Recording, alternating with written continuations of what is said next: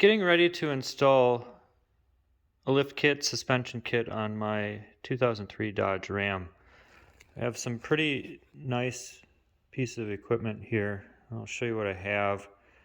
Now, when you lift your vehicle, you can just do a leveling kit, which are just spacers that go on one side of the coil spring to lift it up, but that won't actually improve any of the handling characteristics. Will lift it slightly, however, and that is much cheaper. So that's one option. However, this is one option, which is a pretty expensive kit. This one is about $5,000, and did have to justify that to my wife. But I did tell her, this is going to improve the handling of the vehicle. It's only a small lift, and really, it's a safety thing. And on that note, she was agreeable. But with all humor aside, this is a pretty awesome kit, and you can see there, those are billet control arms from Carli. They are not straight, and that is on purpose. That allows a little relief for people running larger tires. The ones that I'm running are here, which aren't real big, but they are bigger wheels and have a little bit different offset and do require some form of a lift to not rub on the fenders. That is the steering stabilizer, which will replace the factory one, and this is a track bar. I'll show you where the track bar is on the truck, but that helps prevent lateral or side-to-side movement of the axle, so it keeps the axle in place. I haven't opened that box yet, but those are the sway bar end links, and I'll show you where those are. And those are the front shocks with the remote reservoirs, and then the rear shocks with the hard-mounted reservoirs. So I'll come to the truck here, which is all wrapped in plastic because it's freshly painted, and I'm going to be doing undercoating simultaneous with this project, because you don't want to put on new suspension just to have rust and other things underneath. So we'll make it look nice too. So what we have under here, we have the control arms, which will be replaced, the upper and lower. We have the sway bar here. Sway bar is an aftermarket sway bar, but these links, these are called sway bar end links, need to be replaced when you're lifting your vehicle. The only other alternative to increasing the length of these would be to have a sway bar mount that brings the whole sway bar down. Okay, so what the sway bar does is it helps to prevent side-to-side motion as you turn. So it connects both sides of the axles to the frame, so it prevents swaying of the body. Okay. Now underneath, you can see there's the track bar. That's this bar here, goes all the way over there. So when I raise the vehicle, it's going to be raised about 2.5 to 3 inches. If I didn't have an adjustable or longer tracking bar, it would actually pull the axle to one side. Okay, and that's an important bar because that keeps the whole axle system from moving side to side. So we need that. The one that I have is adjustable, so it can be used for different heights. Now, the only other alternative, there are some kits that actually drop the track bar, so you can use the original equipment one. This one replaces that track bar. So I'm proceeding to the next step of disassembly. I have already taken out the inner fender wells, and actually the fenders are removed too, but you don't need to do that. But the inner wells you do need to do. On the Dodge, you have to remember to take this off. That's the ABS sensor, so you don't want to ruin that as you're removing that inner fender well. Then the next steps are to remove the tie rod and the sway bar. So and actually last night before I started all this, I used a good penetrating lube on all the nut threads to help ease with the process of disassembly. When you do the tie rod, the way to do that, you loosen it up a little bit. You can see I've got the nut separated a little bit, and then you're just going to go ahead and tap like that. and then the whole thing will drop, and then you can loosen that nut up further. Okay, we're going to go ahead and remove this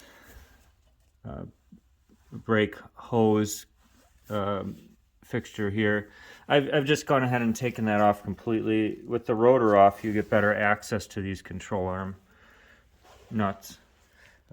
So I took that off, and like I mentioned earlier, I'm going to do some rust removal and then a good coating with paint and undercoating. So move old tie rod, move old sway bar, and then that will actually allow this to drop down further so we can get our coil spring out. All right, moving forward with disassembly, and I've gotten the tie rod loosened up here and the sway bar end links removed. Now the top one broke off, which is okay because I'm replacing that. But if you need to keep parts like that, spend a little extra time with the penetrating lubricant to help get those loosened up. Just like the tie rod removal, once that nut is off, you can just pound on that end and then it'll come loose. There is a fork you can use on the tie rod end links, but to me it's fine to just pound there, and that's always worked really pretty well for me. Now once the sway bar and the sway bar and the tie rod are removed, then the only thing keeping you from removing that coil spring is the track bar. Now the track bar is a little bit bigger bolt and nut and will require a little bit more effort to get that loose. So you can see I got some penetrating lube on there, and then it'd be good to use an impact on that. So you have a few options. Now impact isn't totally necessary, but it will save you a lot of stress, and they're nice. So there's an electric one. It's Milwaukee. I really like that one. It works pretty well. You also have air options like that. Now if you don't have that, then you need something like that, big breaker bar. Now the impact though, as it rotates, it also impacts, which helps to remove that. So more than just a twisting motion like you can use with a ratchet or a torque or a breaker bar. So the impacts are really quite nice. Now the sway bar, track bar, and tie rod can all be removed with the vehicle on the ground, but I have the vehicle raised here for easier access, and it is supported. Now anytime you're supporting your vehicle and you might be underneath it, I like to have redundancy, meaning more than one way to support that vehicle, and wheel chocks to keep it from rolling. Right now I have the axle supported so it's not all the way down, but once I have everything removed, then I can use a jack to slowly lower the axle down, and then that'll allow for removal of the coil spring. Now the coil spring has a lot of potential energy in it, so you want to, again, have redundancy. Anything that's dangerous and you got to be very careful with, don't just rely on one method. I have two. So I have a tie strap here holding that spring to the frame mount here just in case, okay? Because these springs can really hurt you if they come out quickly. So at this point I have removed the lower shock bolt, which is accessed through this hole right there, and is a hex head 18mm bolt, looks like that. The impact worked really well for that. And now the axle itself is being supported by a jack, hydraulic jack there, with the truck resting on those two jack stands there. I have that strap in place to help limit motion of this spring, just in case, to keep it from moving out quickly, which springs can be very dangerous. A lot of potential energy there if released too quickly. So I'm going to lower that slowly with the jack, but then I have that strap there as a backup plan, strapped to the upper part of that shock tower.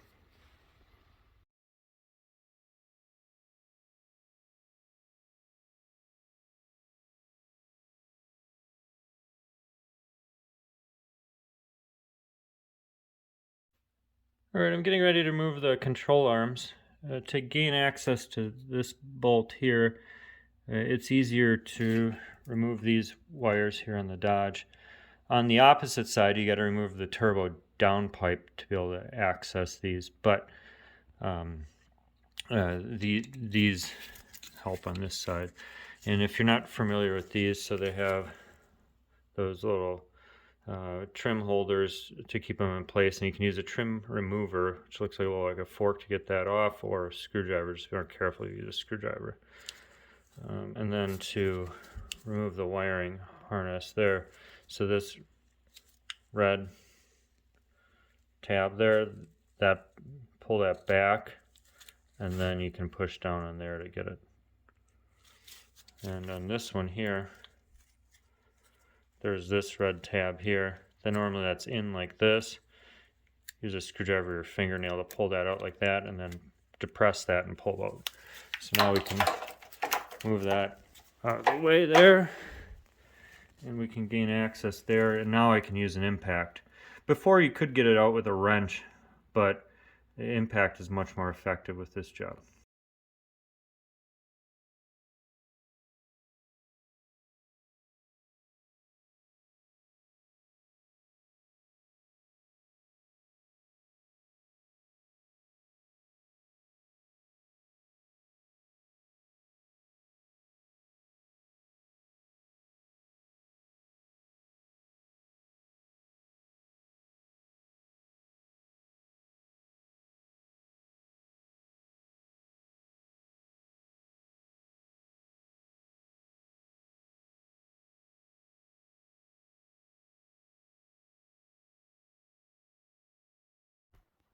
Now that I have the old control arms out, it's time to install the new ones. These are billet aluminum, but there are multiple other types of control arms, some that are longer, some that are steel, some that are tubular and can be adjustable. So, but these ones are really nice. They have Zerk fittings for grease, and they are labeled. This one here is labeled the frame on the inside, so that's the frame. So it's the top part goes to the frame, and then it's labeled axle. I've labeled my bolts too, so I know which ones go where. And then the orientation is important too, meaning the nut has to go on the correct side, which is outward on this application. I'll put a little grease on this part, and then a little bit of thread sealer on the threads. I'm going to be installing the control arms now. I chose these are billet aluminum control arms. They're the stock length, so they will use all the factory brackets, which makes life a little bit easier. If you're doing a bigger lift kit or a long arm lift kit, usually that would relocate those brackets there a little bit further back, either by welding or bolt-on kits, which are also really great, but this is a little bit easier. And these are pretty awesome control arms, and they even have a little relief there for larger tires. Now, the bolts, they have only specific places they go, and on this kit you have to pay attention to the way that the bolt is oriented, meaning that the nut should be facing out, so they should be like that. I like to use thread sealers on these. That helps protect the threads, but it keeps your nut from coming off. And I'll get those torqued. The lower are to 125 and the uppers are 175 on this application, which is a third gen Dodge Ram. It's a 3/4 ton. And I'll add a little bit of grease to the inner sides of these brackets. That's just a little extra step, but I just like to be kind of cautious, keeping things from rusting and rubbing, etc. So I got everything prepared, and we'll move forward here.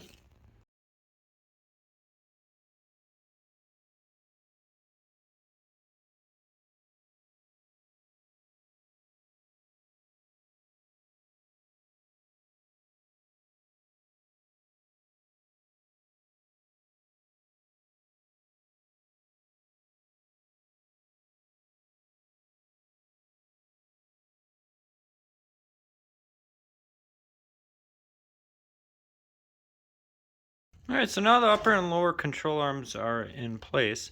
I've kept the bolts relatively loose so things can move around because we still have to adjust our caster. So what caster is it is the forward or backwards tilting of the axle. So it doesn't affect tire wear really, but it does affect steering in the feel of the vehicle. So what this kit recommends is for it to be at 12 o'clock, so that's straight up and down, but I'll show you how this actually looks. So as I rotate the back of that bolt, so this bolt is splined, so that way as you rotate the bolt, it rotates this washer here, and then that will move this whole part of the axle forward or backwards. Okay, and then that affects the tilt of the axle forward or back. I'll show you what that looks like as I do it.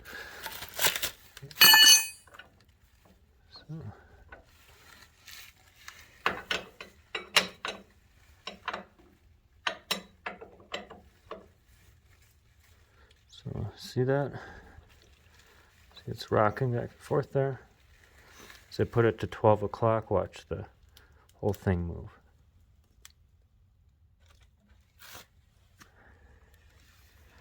All right, and then I'll go ahead and tighten those up. So I got the thread sealer on there.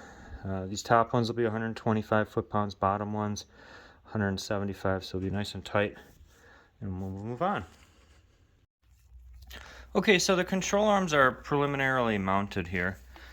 I have the upper bolts loose because actually what I found on the other side is that in order to get the lifted spring in place without using a spring compressor, I have to remove the upper control arm. And the reason is because as this droops all the way down, it will contact the bracket right here and right here.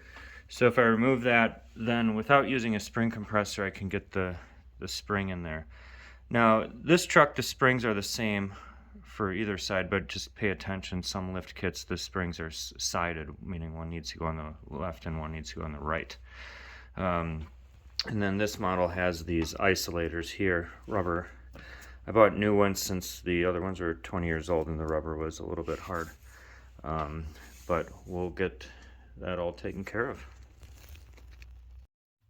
So I'm about to install the front shock here. I've gone ahead and actually coated it with, it's a thin plastic film. The companies that sell these shocks sell a kit to do that, but it's $120. I use this stuff here, which is what I use on the number plates for my dirt bikes, and that is significantly cheaper and maybe even better quality. But anyways, I'm gonna get this installed. So I've taken the upper rubber bushing off this crush sleeve because that goes on top. So it'll go like this, rubber bushing, this thing, and then this all on top with the locking nut. All right, so let's go get this installed.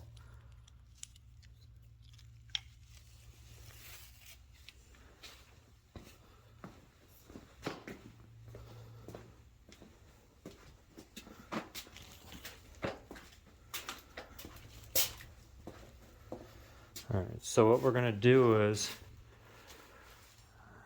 install this right there. I had to take my battery holder out because, no, you're not seeing double. There's two turbos there. And why two? Because two's better than one. But that shock's going to go right down in there. Just going to lower it slowly. The only thing to pay attention to is it'll be good to clock this part here, so that way it's facing forward and backward, like basically like that, because the bolt comes in from the front. You can rearrange it with a screwdriver when it's in there, but it's easier to do it first. All right, so let's get this. So I'm sliding the shocks in now. This side you can do it with just the battery removed.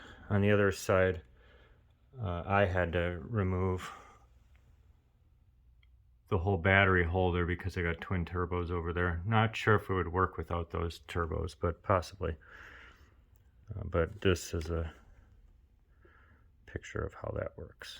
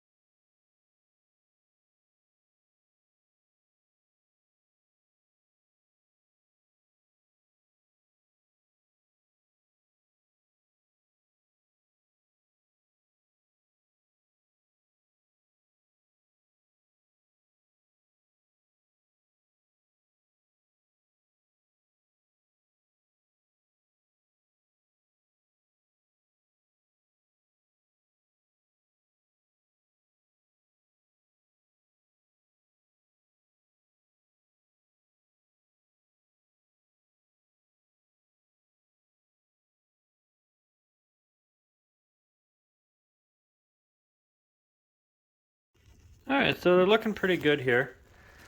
This nut up here is just tightened until it starts to preload the rubber washer. Now you'll hit the crush sleeve though, so basically you can keep tightening until you hit the crush sleeve, which is fine. You just don't want to over tighten it. You'll break that crush sleeve and it defeats the purpose of that. These are tightened to 25 foot-pounds. I did put a little Loctite on those as well. That one's a locking nut, so you don't necessarily need it there. If you have any reason you want to clock these, you can use a 22 millimeter wrench on this. It just rotates the hose. It doesn't tighten or loosen it. I did that just because the seam on my plastic adhesive coating would have shown, and I didn't want that showing, so now it's facing backwards. So now the next step is to use those self-tapping screws and a mounting bracket to mount these reservoirs. They want the reservoirs facing forward, and they should mount something like that. You want them out of the way of the sway bar travel. So something like that. And we're coming right along.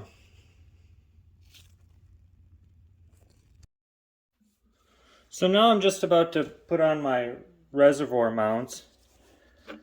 So you want to find a place that can get this out of the way of the sway bar, but also be mounted up against the frame. Keep in mind, this hose is pretty stiff, so you want to, again, fit it up so you know it's going to work.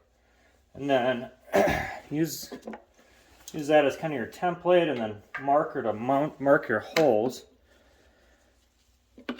And then use a drill bit that is slightly smaller than the thread size. So you can just match it up. And you can see it doesn't quite fit in there, and that's what you want. You don't want it to be too big, because then it won't work. And these are self-tapping, which you can see the grooves there. So I'll just get it started before I put the reservoir mount on, just like this. You can see there, now we're starting to grab.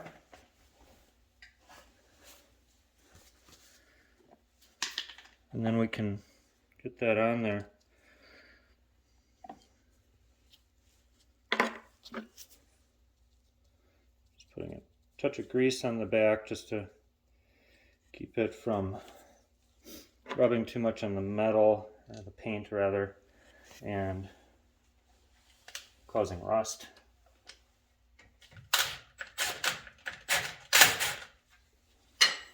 Don't tighten it too much until you get the other one on.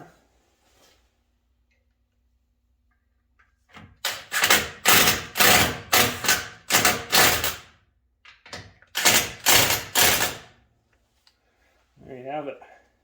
Nice and tight. It'll mount up just like that with some hose clamps.